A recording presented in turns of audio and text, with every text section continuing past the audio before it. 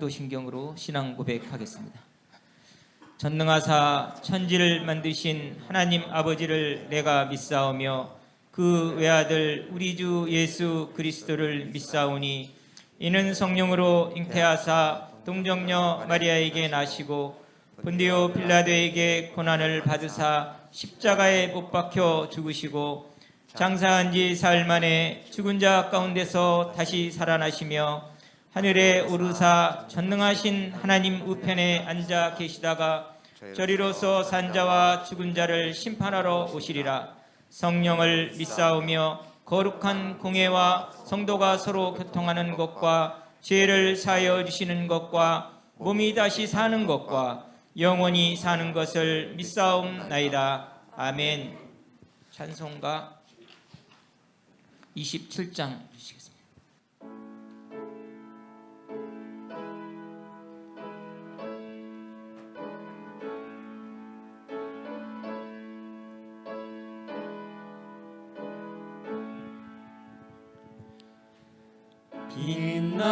빛나고 높은 보좌와 그 위에 앉으신 주 예수 얼굴 영광이 해같이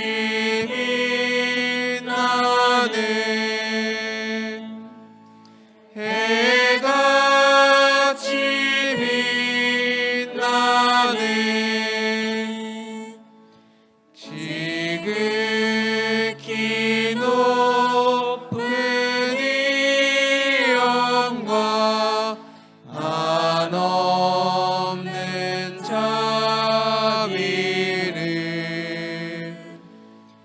무천사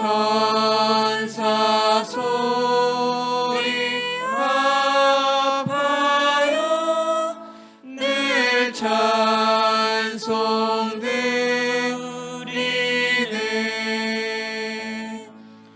늘 찬송 드리네.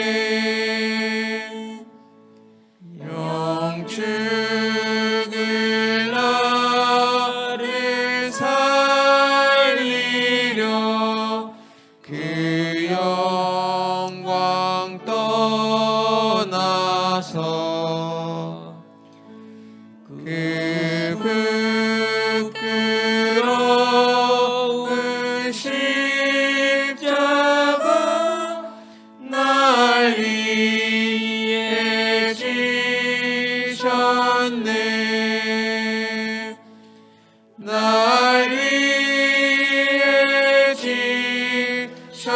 지셨네.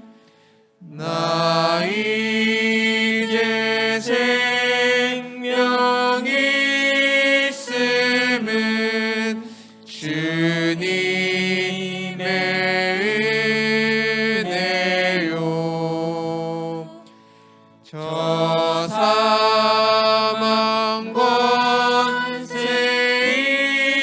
이기니 큰 기쁨 넘치네.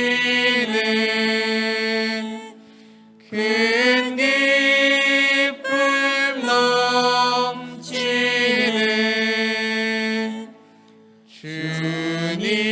주님의 보좌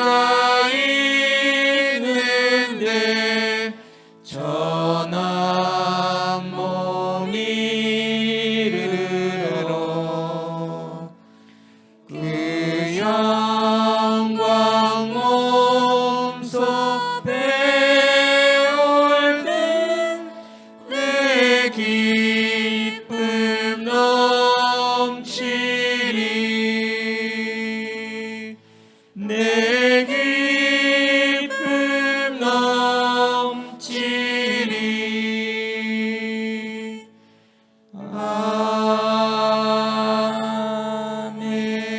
아멘. 자리에 앉아주시고 우리를 대표해서 김현준 장로님 기도해 주시겠습니다.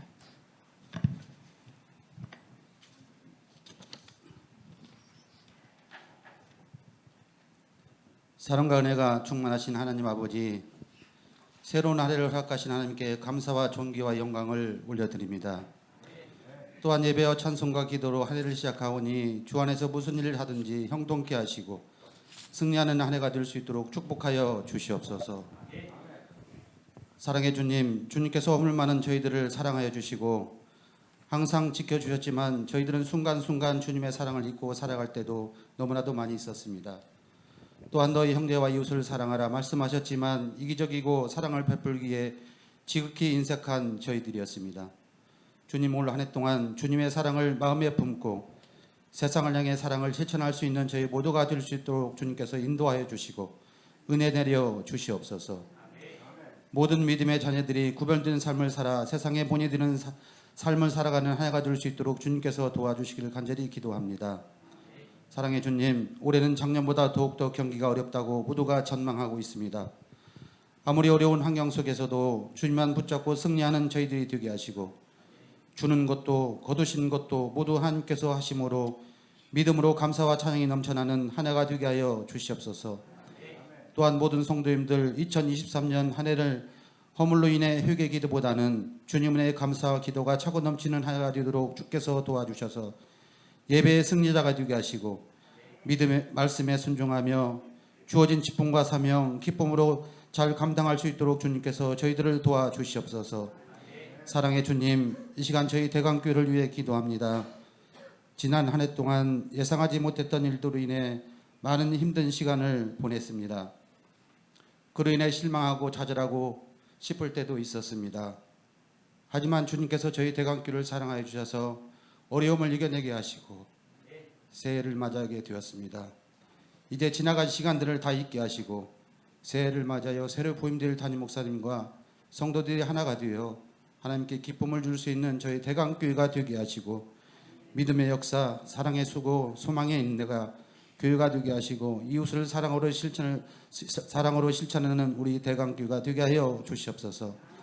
특별히 연말에 담임 목사님 부재 중에도 한 해를 보내고 새해를 맞이하면서 모든 성도님들이 한마음 한뜻으로 주님께 기도의 제목을 올려드렸습니다. 주님께서 성도들의 기도를 응답하여 주시고 모든 기도 제목이 꼭 이룰 수 있도록 주님께서 도와주시옵소서. 사랑의 주님, 이 시간 간절히 기도드리고 원하는 것은 원치 않는 질병을 위하여 이 자리에 나오지 못한 성도들이 너무나도 많이 있습니다. 주님께서 그들을 치료하여 주시고 주님의 주의 손으로 어루만져 주셔서 하루속히 회복될 수 있도록 주님 도와주시옵소서.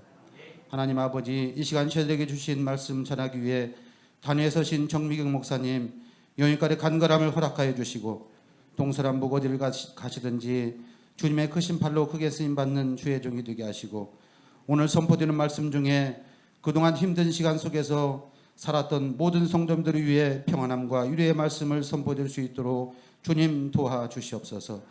이 시간 주님께서 찬양드리는 시온 성가들 축복하여 주시고 주님 홀로 영광 받아 주시옵소서. 모든 예배를 주님께 의지하며 우리 주 예수 그리스도의 이름으로 간절히 기도드리옵나이다. 아멘.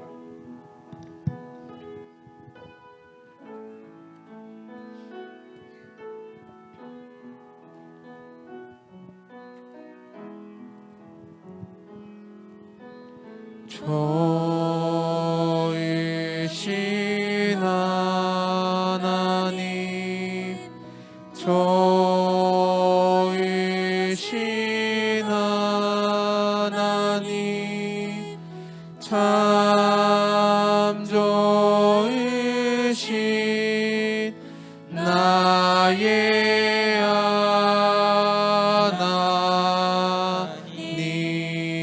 하나님,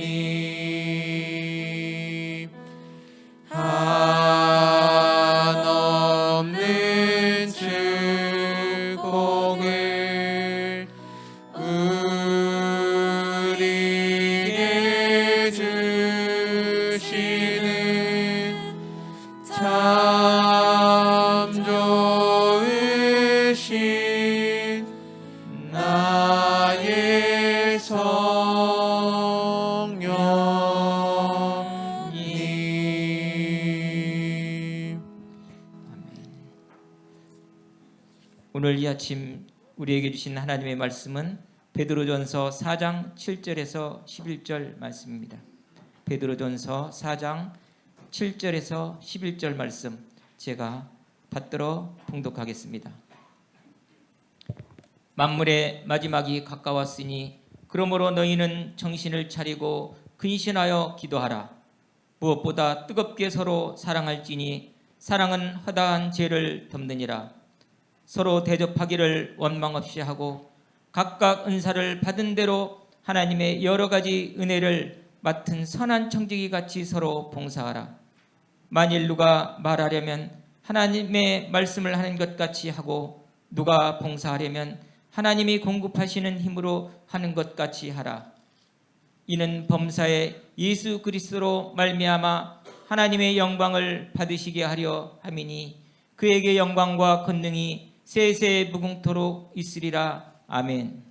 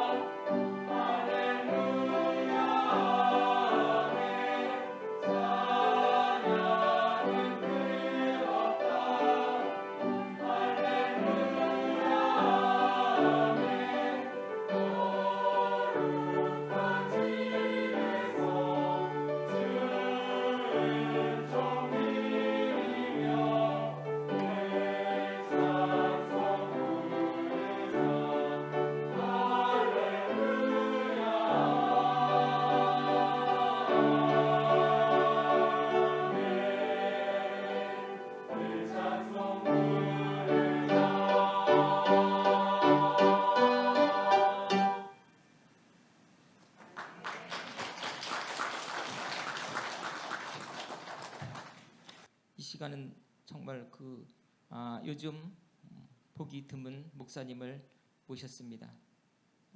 장미경 목사님, 오늘 하나님의 말씀 청지기의 삶을 살라란 주제로 말씀 전하실 때 큰 은혜 받으시겠습니다. 나오실 때 할렐루야로 맞이하겠습니다.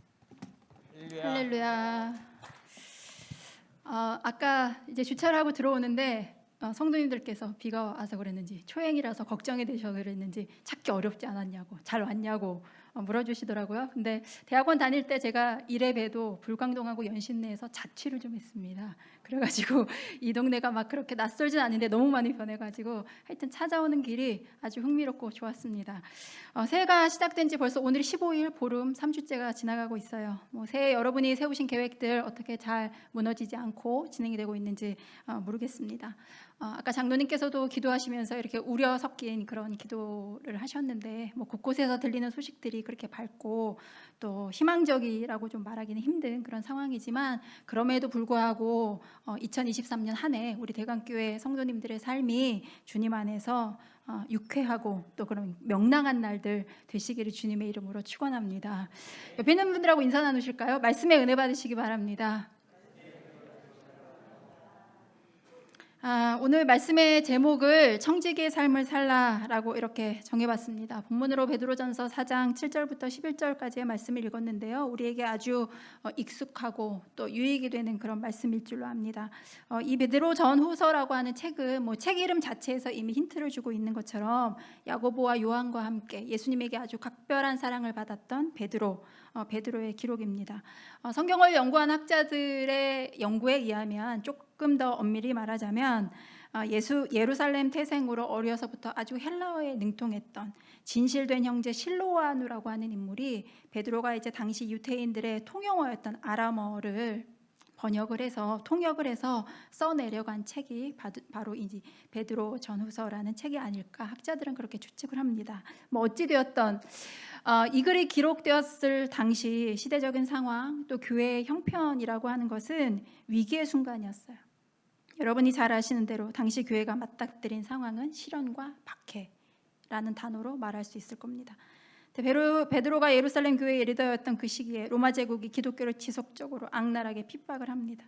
박해가 불일듯 일어나면서 성도들이 순교를 당하고 예배의 공간이 파괴되었어요.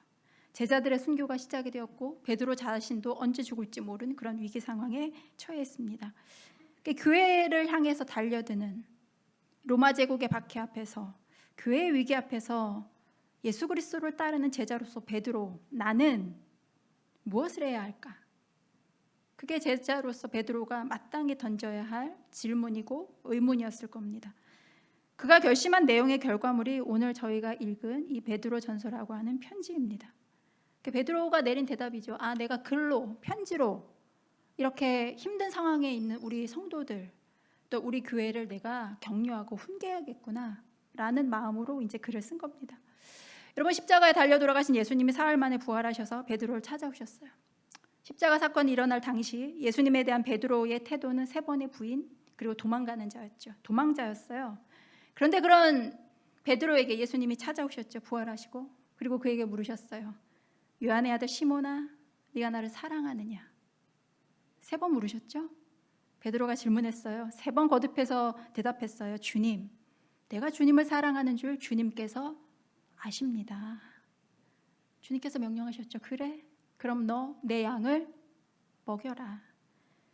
근데 주님의 명령이 거기서 끝나지 않죠. 요한복음 21장 18절에 보면 이렇게 되어 있어요. 내가 진실로 진실로 내게 이르노니 내가 젊어서는 스스로 띠띠고 원하는 것으로 다녔거니와 늙어서는 내 팔을 벌리리니 남이 내게 띠띠우고 원하지 아니하는 곳으로 데려가리라. 여러분, 베드로의 인생이 이전과 이후가 완전히 달라진대요. 전에는요, 내가 스스로 원하는 곳을 네가 다녔지만 이후에는 남이 내가 원하지 않는 곳으로 데려갈 것이다. 이렇게 얘기해요. 여러분, 그런데 이 말씀은요, 베드로의 의지가 결여된 채 너는 남이 끄는 대로 끌려가는 인생 될 거야, 그런 의미는 아닌 것 같아요. 베드로는 분명히 내가 원하는 곳으로 이렇게 상황이 펼쳐지진 않지만 그래도 나는 주님이 원하는 그 삶대로 내 인생을 끌고 갈 거야 라는 그런 의지가 이 속에도 분명히 담겨 있을 줄 압니다. 여러분, 주님의 뜻을 이루기 위해서 쫓아가는 베드로의 의지적인 행동, 그 결과물이 바로 이 편지예요. 시대의 위기 앞에서 내가 어떻게 하는 게 내 양을 먹이는 것일까? 계속 질문을 던지는 거죠. 그리고 대답한 거예요. 편지로 대답한 거예요. 여러분, 성도들의 목숨줄을 더 강하게 조여오는 로마 제국의 위협 앞에서 펜을 든 베드로, 변방에 있는 모든 교회들이 이 소식을 듣고 소문을 듣고 대비하도록 하기 위해서 펜을 든 거, 이것도 내 양을 먹이는 행동이죠. 그렇죠? 아멘. 여러분, 베드로는 이 편지를 통해서 그런 말 하고 싶었겠죠. 이제 곧 박해의 그림자가 정말 실체가 되어서 당신들 앞에 당도하게 될 것이다. 그러나 그 앞에 무릎 꿇지 마라. 믿음 저버리지 마라. 예수 모른다고 부인하지 말아라. 격려하기 원했을 겁니다.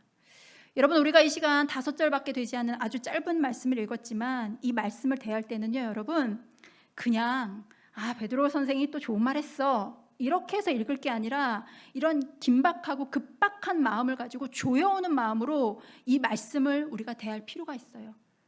그런 마음으로 여러분 이 말씀을 대하시길 바랍니다. 여러분 당시 기독교인들이 처한 상황을 잘 나타내는 말씀이 7절에 보죠. 그렇게 돼 있어요. 만물의 마지막이 가까웠으니. 만물의 무엇이 가까웠대요? 마지막에 가까웠대요. 여기서 말하는 마지막 종말의 시간입니다. 로마 제국에 의해서 자행되는 박해, 이게 곧 종말의 징조이죠. 만물의 마지막에 가까이 왔다 할 때 이 가까이 온 거는요 현재 완료형이에요. 이미 다 여기 왔다, 문 앞에 당도했다, 코앞에 이미 직면했다, 이런 뜻이에요. 그러니까 이런 때 베드로는 성도들에게 무엇을 권면할까? 그게 7, 8절 말씀이죠. 여러분 성경 다 펼치셨죠? 네, 저희 7절과 8절 말씀 한 목소리 읽어보겠습니다. 시작. 만물의 마지막에 가까웠으니 그러므로 너희는 정신을 차리고 근신하여 기도하라. 무엇보다도 뜨겁게 서로 사랑할지니 사랑은 허다한 죄를 덮느니라. 아멘. 여러분 만물의 마지막이 가까이 왔을 때, 임박한 상황이 문 앞에 당도했을 때, 위기의 상황에 직면했을 때, 맞닥뜨렸을 때 성도가 해야 될 게 뭔가? 세 가지를 말하거든요. 첫 번째는 위기의 상황 앞에서 내가 하나님과의 관계에서 나 어떻게 살아야 하는가? 그거에 대한 질문입니다. 두 번째, 위기의 상황에서 나는 그러면 이웃들, 성도들과 어떤 관계를 가지고 살아가야 하는가? 세 번째 질문은 그런 거죠. 위기의 상황에서 나는 나와 자신과의 문제를 어떻게 처리해야 하는가? 그게 오늘 설교의 주제고 맥락이고 해답이 이 말씀 안에 있습니다. 여러분 먼저 나와 하나님과의 관계에서 해야 될 게 뭐냐? 7절에 보면 그렇게 되어 있죠. 너희는 정신을 차리고 근신하여 뭐하라? 기도하라. 따라해 보실까요? 정신을 차리고 근신하며 기도하라.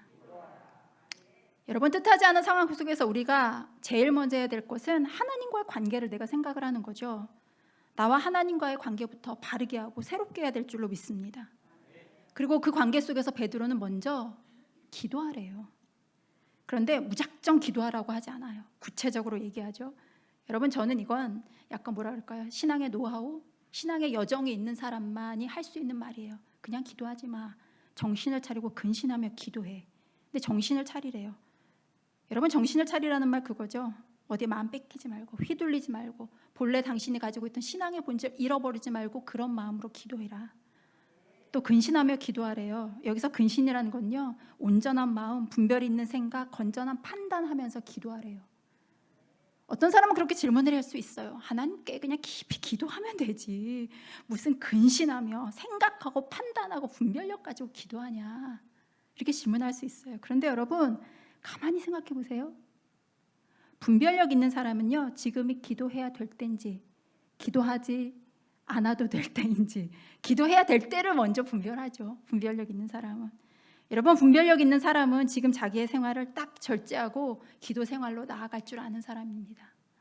분별력 있는 사람은요 내 인생의 모드를 기도 모드로 딱 전환을 해요. 그러면서 내 생활 패턴, 습관 내서 내 삶의 절제, 생각의 절제, 생활의 절제 필요하다는 거 알고 근신하며 기도합니다. 바라기는 여러분에게 이런 분별력이 있기를 바랍니다. 여러분 분별력 좀 장착하셨죠? 여러분 그러신 것 같은데 저는 처음 뵙지만 여러분 요즘 기도 생활 어떠세요? 새해니까 아직 뭐 기도 생활 무너지진 않으셨겠죠? 보름 됐는데 그렇죠? 기도를 통해서 하나님과 더 친밀해지고 기도를 통해서 영적으로 더 깊어지는 경험 요즘 하고 계십니까? 또 기도를 통해서 힘을 얻고 또 기도를 통해 결정하면서 여러분의 인생 그렇게 걸어가고 계시는 중입니까? 여러분 기도하는 사람은 세상에서 얻지 못하는 것, 세상에서 받지 못하는 것 하나님으로부터 공급받습니다. 하나님은요 우리에게 늘 좋은 것 주시는 아버지이시기 때문에 항상 선한 것으로 우리의 삶을 채우시는 분입니다. 여러분 우리가 그 믿음을 가지고 기도하기 때문에 그것이 우리가 기도하는 이유고 그게 기도의 힘이고 그것이 기도의 역사이고 그것이 하나님의 공급하심이고 하나님의 채우심이고 우리에게 행하시는 하나님의 행하심인 줄 믿습니다. 여러분 그래서 늘 기도하는 사람은요 참된 마음으로 기도하는 사람은요 내가 원하는 그것을 하나님께서 꼭 주지 않더라도 마음은 서운하죠. 나 그거 받고 싶었는데. 그렇지 않더라도 더 크고 선하신 하나님의 뜻을 믿기 때문에 끝까지 기도하고 늘 기도하는 사람인 줄로 믿습니다. 여러분 우리가 정신을 차리고 근신하며 기도할 때 깊은 기도의 세계에서 여러분 발견하시는 거 어떤 거세요? 하나님을 나 깊은 기도의 세계에서 발견한 첫 번째는 여러분 그런 것 같아요. 하나님이 나를 너무 잘 아시는구나. 내 마음, 내 생각, 내 고민 하나님이 정확히 꿰뚫고 계시는구나. 그리고 그런 상황에서 하나님이 정말로 나를 위로하기 원하시는구나. 여러분 저는 기도하면서 그런 거 깨닫게 되더라고요.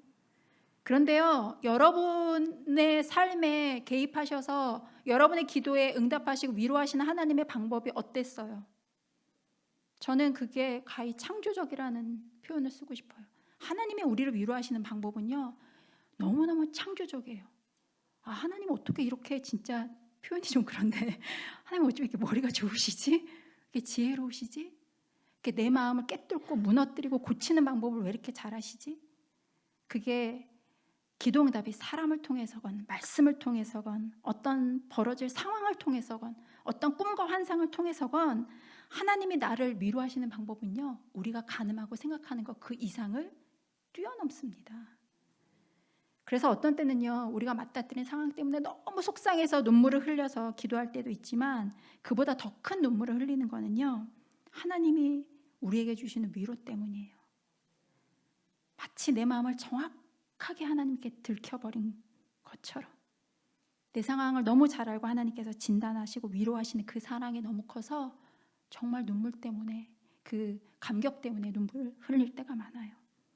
여러분, 하나님께서 나를 그렇게 잘 아시는데 어떻게 우리가 기도하지 않을 수 있겠습니까?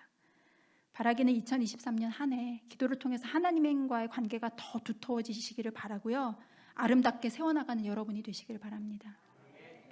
여러분, 베드로는요, 만물의 마지막에 가까웠을 때 나와 하나님과의 관계에서 해야 될 게 기도라면, 나와 성도, 옆에 있는 분들이 다 성도잖아요. 성도들, 더 넓게는 이웃과의 관계에서 해야 될 게 뭐냐? 그게 바로 사랑이래요. 그래서 8절에 보면 그렇게 돼 있죠. 무엇보다도 뜨겁게 서로 사랑할지니 사랑은 허다한 죄를 덮느니라. 8절에 보니까 그렇게 돼 있어요. 무엇보다 뜨겁게 서로 사랑할지니, 무엇보다도, 즉 다른 어떤 일보다도 앞서서 해야 될 게 사랑이래요. 그것도 그냥 사랑하는 게 아니라 뜨겁게 사랑하래요. 즉 무엇보다도 사랑 앞세우고 그 사랑 일방적으로 하지 말고 어떻게 사랑하래요? 서로 사랑하래요. 우리 대강교회 성도님들은 교회 생활 어떠세요? 저는 잘 여러분 교인들 간에 사이 좋으세요? 안 좋으시구나. 어떻게 막 안 보면 보고 싶으세요? 저 집사님, 저 권사님, 저 장로님, 저 청년 잘 지내는지 궁금하세요? 아니면 대면하시고 막 그런 거 아니시죠? 네. 여러분, 교회에 모인 우리를 부르는 여러 가지 호칭이 있죠. 우리는 성도래요. 거룩한 무리래요. 또 우리는 지체래요. 이 교회의 한 부분이래요. 또 우리는 권속이래요. 패밀리, 대강 패밀리, 우리 가족이래요. 하나님 아버지를 한 아버지로 모시고 주님 안에서 하나 된 가족. 그래서 그렇게 모인 가족들, 사랑하는 가족들은요, 허다한 죄를 덮는데요. 2016년 4월 29일 경기도 평택시에서 4층짜리 주상 복합 건물에서 여러분 화재가 났어요. 그 건물 4층에 나이지리아 국적의 여성과 그녀의 4살, 3살, 1살 된 딸, 아들, 이렇게 3남매가 함께 화재 현장에 갇히게 됐어요. 그래서 이제 불이 나니까 이들 가족이 막 베란다로 대피하는 소동을 벌이는데, 검은 연기가 계속 솟구치고 막 옴짝달싹할 수 없는 상황에서 이를 본 시민들이 이불 가게에서 이불을 가지고 와가지고 이불 가장자리를 쫙 펴고는 아이들을 내려보내라라고 이제 아래에서 막 신호를 보내는 거예요. 그러니까 아이들의 엄마가 잠시 망설였어요. 저러다가 애들 어떻게 잘못되는 거 아니야? 근데 이제 엄마가 결단을 하고 아이들을 연달아 이불 위로 이렇게 떨어뜨리고 자기도 창틀을 밟고 뛰어내려서 이제 이불 위에 이렇게 탁 몸을 던졌어요. 무사히 받아냈어요. 화재가 나자 제일 먼저 이불 가게 주인이 큰 이불을 제공을 했고, 지나가던 미군과 시민들이 그 이불을 팽팽하게 잡아당겨서 일가족을 구해냈어요.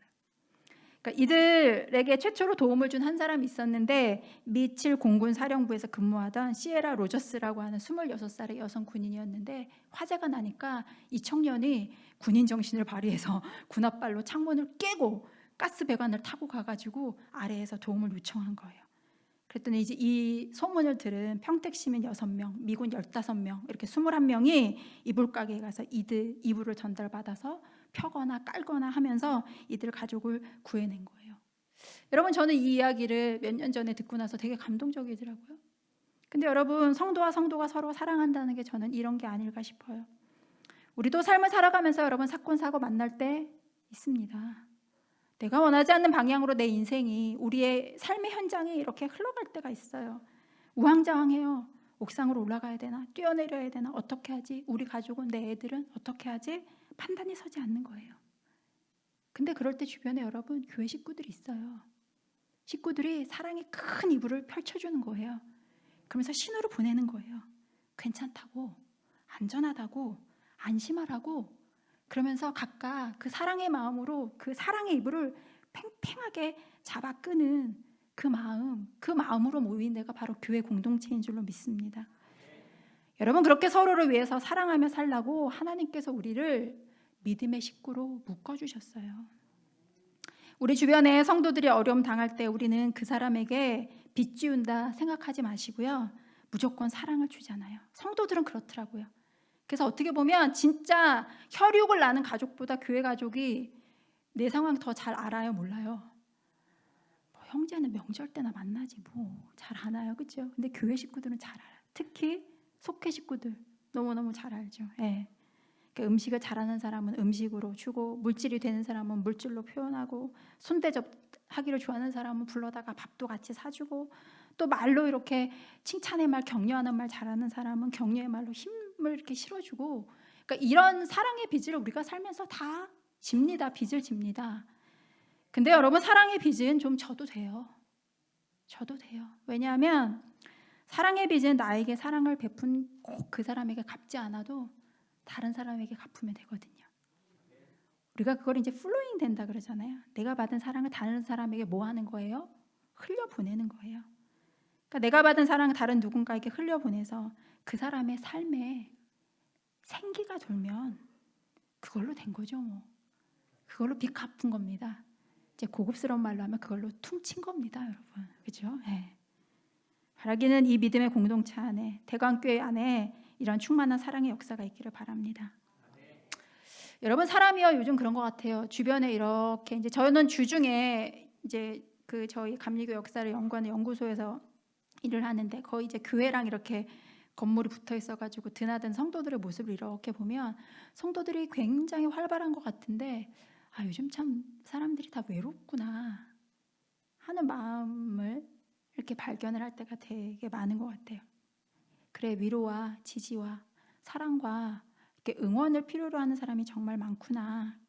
근데 그럴 때 누군가 곁에서 나를 지지해주고 응원을 해준다면 그 사람이 얼마나 행복하겠어요, 그렇죠?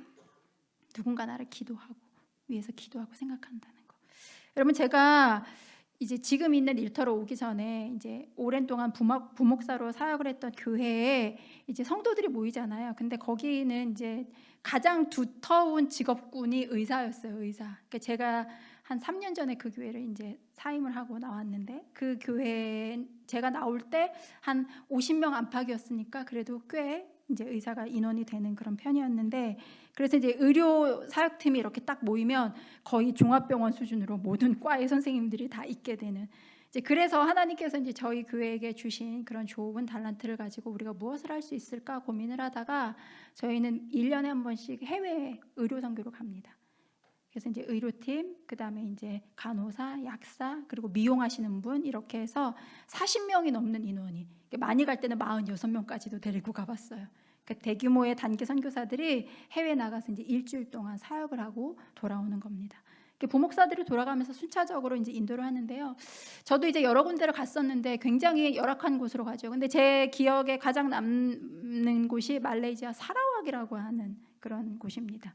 그러니까 쿠알라룸푸르에서 국내선을 타고 이제 다시 섬으로 들어가야 하는 그 지역인데, 이 사라왁이라고 하는 곳은 1960년대 후반에 감리교에서 선교사를 파송해서 토착 부족이었던 이반족을 대상으로 해서 선교를 펼친 그런 감리교 선교 역사가 굉장히 오래된 그런 선교지이기도 합니다. 그러니까 굉장히 여정이 멀어요. 진짜 하루 종일이 걸리는 그런 여정인데, 이 이반족이라고 하는 부족은 원래 헤드헌팅을 하는 그런 부족이었어요. 그러니까 타 민족의 부족에 이렇게 머리를 잘라서 이렇게 걸어놓는 그런 부족이었는데, 그 사람들이 사는 집을 롱하우스라고 합니다. 이렇게 적이 쳐들어왔을 때 동시다발적으로 함께 대응하기 좋은 이 가옥 구조가 롱하우스인데 그 롱하우스에다가 타민족의 이제 머리를 걸어놓는 이제 그런 싸움을 하는 부족이었는데 저희가 선교사님의 안내를 받고 롱하우스까지 가는 여정이 쉽지 않았어요.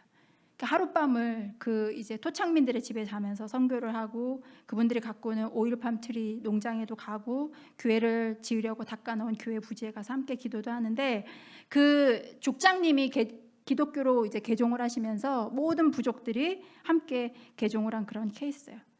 근데 이제 개종을 하고 나니까 예배의 공간이 필요하잖아요. 그래서 이제 예배당을 지으려고 공사를 시작하는데 자꾸 문제가 생기는 거예요. 저희가 갈 때까지도 문제가 생겼어요. 그래서 공사를 시작하면 하나 해결하면 또 하나 터지고 그거 수습하면 또 문제가 생기고 막 일이 연속이 되니까 족장님이 자꾸 지치고 사역의 역동성이 떨어지는 거예요. 그러니까 크리스천이 아닌 다른 부족이 그 봐라 너네 예수 믿어서 그렇게 되는 거야. 그러면서 자꾸 이제 핍박을 하니까 이 족장님의 마음이 자꾸만 이렇게 움츠러들고 쪼그라드는 거예요. 근데 그런 곳에 저희가 가서 선교 사역을 함께 하고 농장도 둘러보고 함께 기도도 하고 그렇게 짧은 시간을 함께 하고 왔는데 나중에 저희를 안내해 주셨던 그 선교사님께서 저희에게 피드백을 주시면서 그런 말씀을 하셨어요. 족장님이 한국에서 온 선교팀 때문에 많은 위로를 받으셨대요. 말을 하지 않아서 그렇지 그 족장님이 교회 공사하면서 너무 좌절하고 외로우셨대요. 내가 이거 완성할 수 있을까?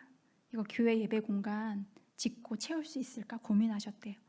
그런데 멀리 한국에서 찾아온 믿음의 동역자들이 생전 처음 보는 자신들과 함께 시간을 보내고 사역을 나누고 함께 기도해주는 그 모습을 보고 힘을 얻고 위로를 받았다는 거예요. 여러분 교회 지어졌을까요? 안 지어졌을까요? 그렇죠. 어떻게 믿음이 좋으십니다. 네, 완공됐대요. 한국에서 이반족들이 사는 롱하우스까지 가는 여정이 비록 힘들었는데 평신도 사역자였던 그 족장님이 우리의 방문을 통해서 내가 혼자가 아니구나.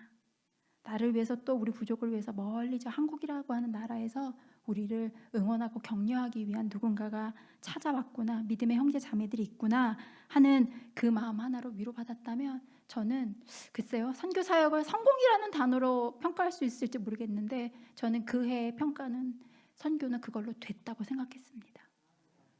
그분 하나에게 위로가 되고 힘이 됐다면 그걸로 성공했다고 생각을 했어요. 바라기는 여러분의 이 교회가 사랑의 공동체가 되기를 바라고요. 그 사랑의 범위를 더 많이 넓혀가는 그런 여러분이 되기를 바랍니다. 자, 여러분 마지막 세 번째 세 가지를 생각해야 된다 그랬어요. 나와 하나님과의 관계, 나와 이웃 성도와의 관계. 세 번째는 나 스스로, 나에 대한 문제. 베드로 사도는 만물의 마지막에 가까웠을 때 성도가 해야 할 일, 또 그 다른 일들을 말하고 있는데 우리 10절 말씀 함께 한 목소리로 읽어보겠습니다. 시작. 각각 은사를 받은 대로 하나님의 여러 가지 은사를 맡은 선한 청지기 같이 서로 봉사하라. 아멘. 여러분 여기에 보면 각각 은사를 받은 대로라고 되어 있죠. 은사는 뭐 쉬운 말로 탤런트, 스피리추얼 기프트라고 이제 그렇게 표현을 하죠. 하나님께서 우리 각 사람에게 주신 영적인 선물, 그게 은사입니다. 은사의 주인은 하나님이시죠. 근데 그 은사를 은사대로 각각 모든 사람에게 다 주신 거, 그게 은사입니다. 여러분에게 다 은사가 있어요. 여러분 은사 있으신 것 같아요? 없어요? 근데 제가 은사 사역 이렇게 발견 세미나 이런 거 하잖아요. 하기 전에는 뭐 은사가 다 없대. 그래서 연초에 평신도들 불러다가 뭐 인도자 하세요, 석장 하세요, 뭐 하세요 시키면 목사님 못해요, 전화해요. 목사님 제발 저 좀 시키지 말아요. 그러면 집사님 목사도 상처받아요. 좀 시킬 때 하면 좀 안 돼요? 이제 이런 얘기를 자꾸 하게 되는데 은사가 없대요. 근데 은사 발견 세미나 같은 거 하면서 하면 은사가 있어요. 차고 넘쳐요. 여러분 은사가 있으니까 성경에도 은사에 대해서 나오잖아요. 로마서 12장, 고린도전서 12장에 하나님께서 우리에게 주신 믿음의 은사들이 12장 시리즈에 다 나오잖아요. 예언, 섬기는 일, 가르치는 일, 위로하는 일, 구제하는 일, 다스리는 일, 긍휼을 베푸는 일, 지혜, 지식, 믿음, 신유, 능력, 행함, 뭐 통역, 사도, 선지자, 교사, 사랑, 뭐 은사가 얼마나 많아요, 그죠? 근데 이 은사를 하나님께서 다 각각 우리에게 선물로 값없이 주셨어요. 여러분 하나님께서 은사를 왜 주셨을까요? 왜 주셨을까요? 값없이 공짜로. 이유는 크게 두 가지겠죠. 성도 잘 섬기라고, 교회 건강하게 세워나가라고. 그래서 은사를 주셨어요. 그래서 여러분 은사를 잘 활용하는 교회가 더 튼튼해지고 성도들 간의 사랑이 넘칩니다. 이게 은사의 유익함이에요.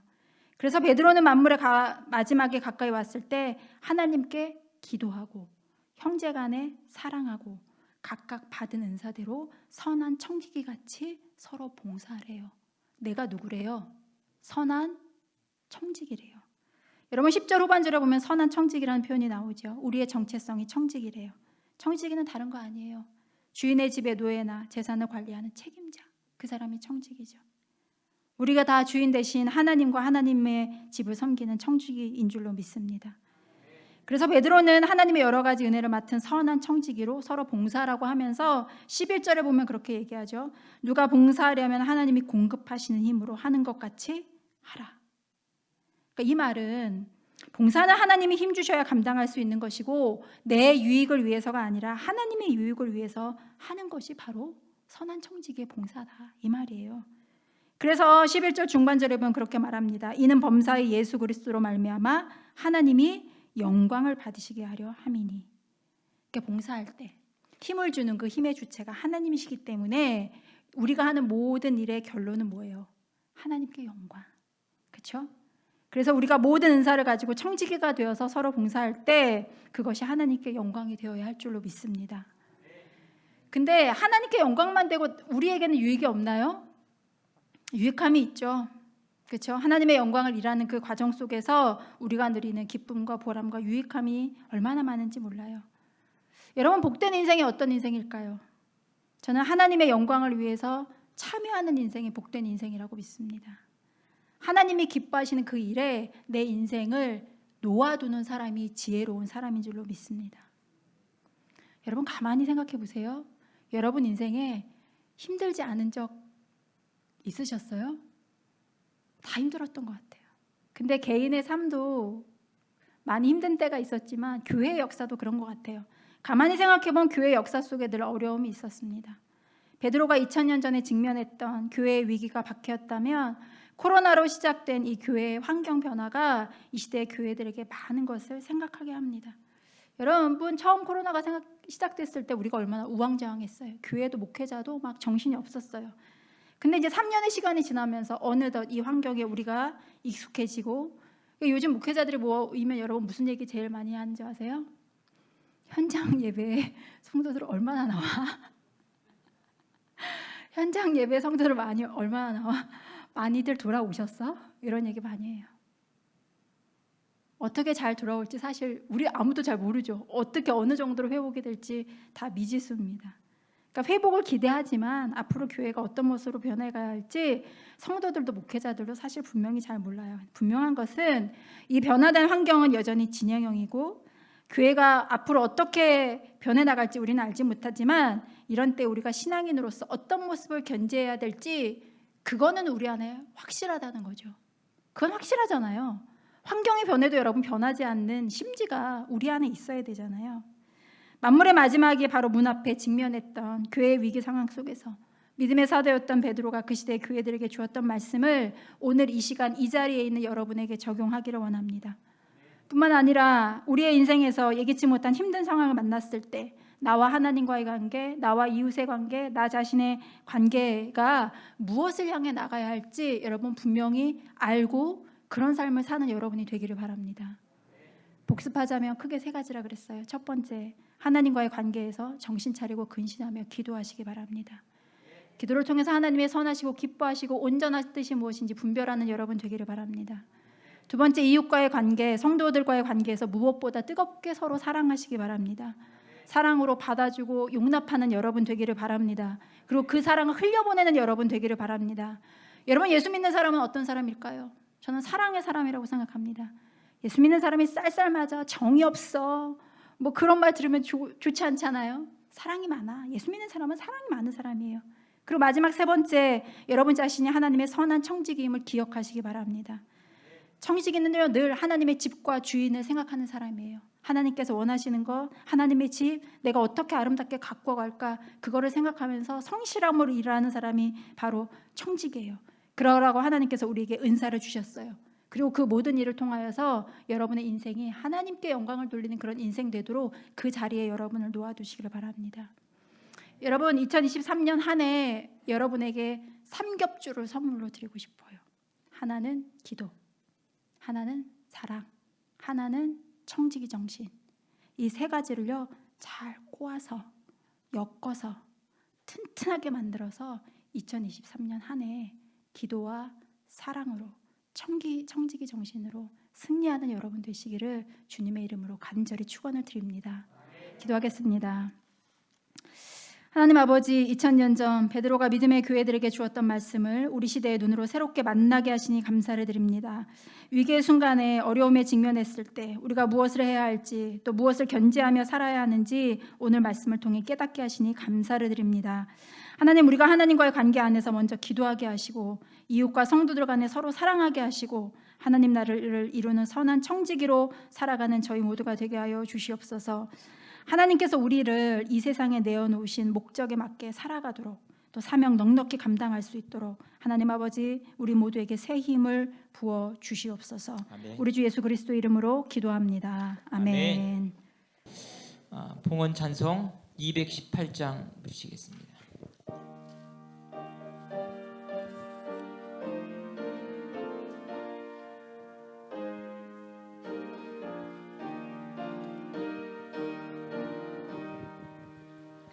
내 마음과 정성을 다하여서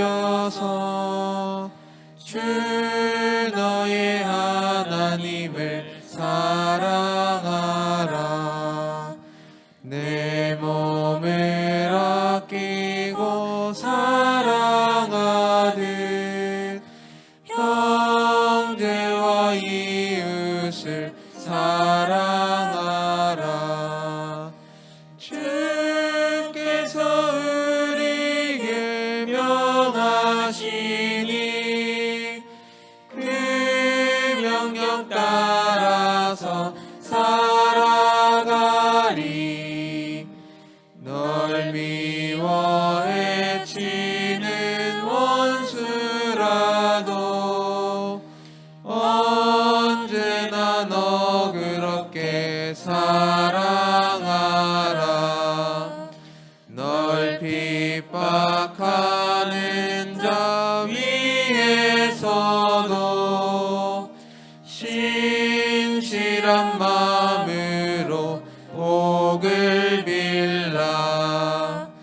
주께서 우리에게 명하시니 그 명령 따라서 살아가리. 나 항상 주님을 멀리하고 형제를 사랑하지 못하였다.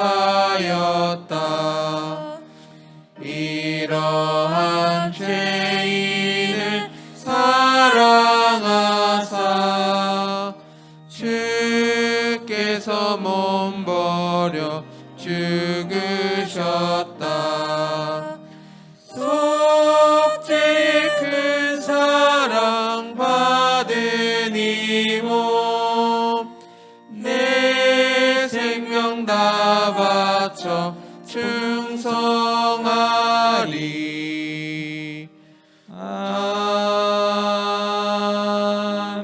아멘. 사랑과 은혜가 풍성하신 거룩하신 하나님 아버지, 오늘 저희들에게 주님의 거룩된 날, 또 구별된 날을 주셔서 이 시간 사랑하는 성도들 주님 앞에 나와 예배드리게 하시니 감사를 드립니다. 하나님, 이 시간 또한 구별하여 하나님께 우리 소산의 일부를 정성으로 하나님 아버지께 드리게 하시니 감사를 드립니다. 하나님, 이 예물이 쓰이는 곳에 주님의 귀한 향기와 아름다움이 드러날 수 있도록 주님 인도하여 주시고, 하나님께서 기뻐 흠양하시는 곳에 이 예물이 사용될 수 있도록 주님 인도하여 주시옵소서. 하나님, 이 예물 가운데는 사랑하는 우리 성도들의 땀과 헌신과 노력과 눈물이 담겨인 줄로 믿습니다. 하나님께서 우리 성도들의 삶의 현장을 주님께서 인도하여 주셔서 늘 평안하게 하시고 순간순간마다 임마누엘의 은총으로 우리와 늘 함께 하시는 그 사랑의 하나님을 경험하는 귀한 우리 성도들의 삶의 현장이 될 수 있도록 주님 인도하여 주시옵소서. 힘들고 어려울 때마다 찾아와 위로하여 주시고 하나님 기도할 때마다 응답하여 주셔서 인생에서 어디로 가야 할지 방향을 찾지 못할 때 하나님께 기도하는 가운데 또 말씀을 읽는 가운데 그 삶의 비결을 신앙을 통하여서 발견할 수 있도록 주님 인도하여 주시고 또 하나님께서 우리에게 명령하실 때 아멘하며 그 길을 기쁨과 감사의 마음으로 걸어가는 귀한 성도들의 생애가 될 수 있도록 주님 축복하여 주시옵소서. 우리 성도들의 직장과 또 가정과 자녀들의 앞길을 축복하여 주시고 어디로 가든지 늘 승리하는 삶 살아가게 하시고 하나님의 귀한 향기를 드러내는 복된 우리 대광의 식구들 될 수 있도록 주님 인도하여 주옵소서. 특별히 육신의 연약함 가운데 있는 성도들이 있습니까? 하나님께서 그들 가운데 찾아가 주시고 위로하여 주시며 치료의 광선을 발하여 주셔서 하나님 치료하여 주시고 회복시켜 주셔서 또 주님의 성전에 드나든 귀하고 힘 있는 발걸음 될 수 있도록 주님 인도하여 주시옵소서.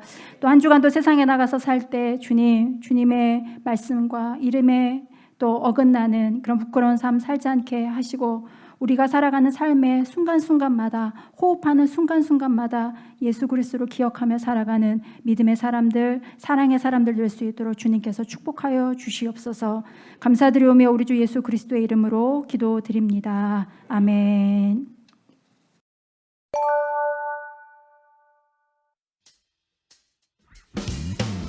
하나님의 눈길이 머문 행복한 대강교 2023년 1월 세 번째 주일 예배에 참여하신 모든 성도님들과 새가족 여러분들을 주님의 크신 사랑으로 환영하며 축복합니다. 첫 번째 소식입니다.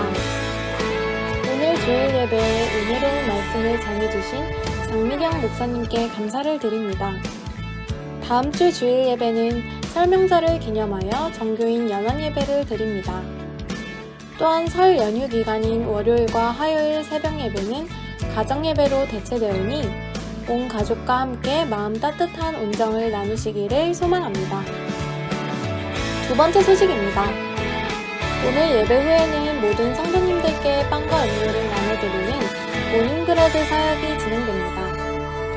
이번 주일은 김철 집사님, 이영화 집사님 가정에서 섬겨주셨으며 다음 모닝브레드는 김기선 장로님, 양유님 권사님 가정에서 섬겨주시겠습니다. 여러분의 따뜻한 섬김에 감사를 드립니다. 세 번째 소식입니다. 오늘 대예배 후에는 교육부 교회학교 부장단 및 교역자 회의가 진행됩니다. 교육부장님을 비롯한 참석 대상자분들께서는 1층 겟세마네 기도실로 이동해 주시길 바랍니다.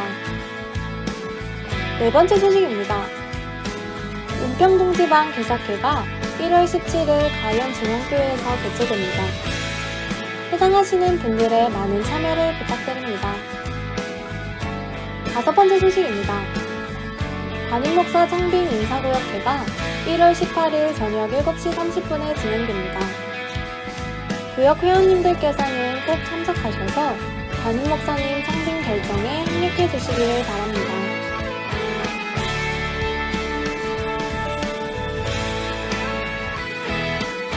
여섯 번째 소식입니다.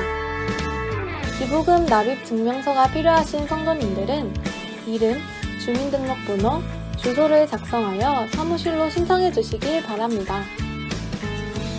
일곱 번째 소식입니다. 구이모 원로 목사님께서 현재 노블병원에 입원 중에 계십니다. 속히 회복하실 수 있도록 기도 부탁드립니다. 시작되는 이번 한 주간의 삶 속에서도 주님께서 내어주시는 아름다운 사랑 안에서 여러분 모두 행복한 한 주간 되시길 소망합니다. 여러분 모두를 사랑합니다. 감사합니다. 다 같이 일어서셔서 파송의 찬송 부르시네 목사님 축도하심으로 예배를 마치겠습니다.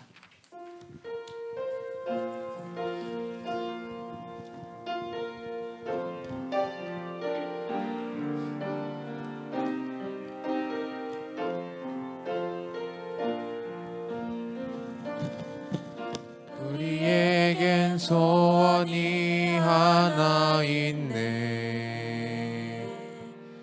주님 주님 다시 오실 그날까지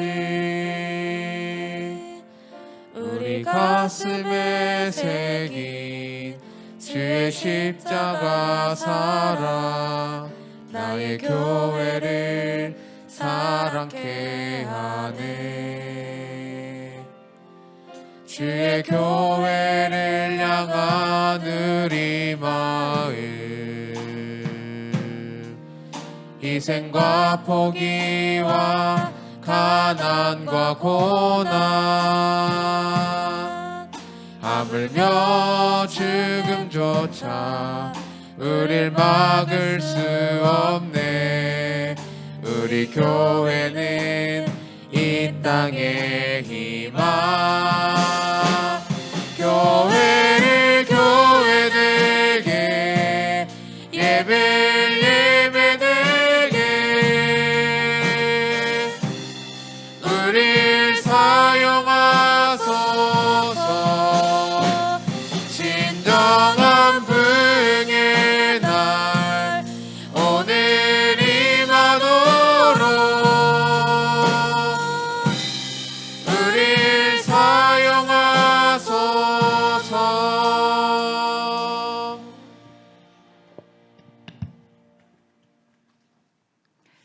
이제는 우리 주 예수 그리스도의 은혜와 하나님 아버지의 사랑하심과 성령의 고통하심이 오늘 예배를 마치고 세상에 나아가는 사랑하는 대관교회 성도들 위해 저들의 가정과 생업의 현장 위에 지금부터 영원토록 함께하옵시기를 간절히 축원하옵나이다. 아멘.